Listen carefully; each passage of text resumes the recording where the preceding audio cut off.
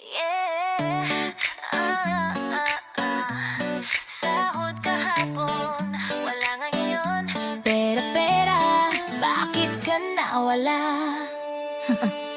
Pagpasok ng sahod parang kidlat. Zup! Isang kaway sa wallet, biglang ubos na agad. Bayad sa kuryente, tubig at 30. Yun natira, pang kape lang sa umaga sila. Nag-overtime pa, akala ko madadagdagan, pero tax pala yung lumaki, hindi swelduhan. Pagtingin sa GCash, zero balance na. Sabay tanong sa sarili, asan ka na ba? Pera, bakit ka nawala? Kahapon nandiyan ka pa, ngayon puro resibo na lang. Sakit sa dibdib, wala kang laman. Pera, bumalik ka na. Sahod ko parang multo, biglang nawala. Oh, pera, bakit ka nawala? Yay!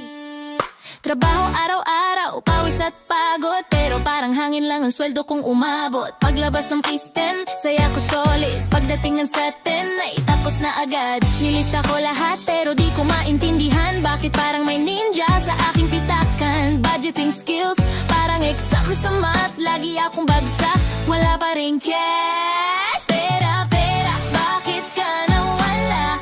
Kahapon nandiyan ka pa, ngayon puro resibo na lang. Sakit sa dibdib, wala kang laman. Pera, bumalik ka na. Sahod ko parang ulan, biglang wala. Oh, pera, bakit ka nawala? Sana may safe file din ang sweldo para pwede i-load kapag zero. Pagod na akong laging next cut off. Pera ko, please wag mo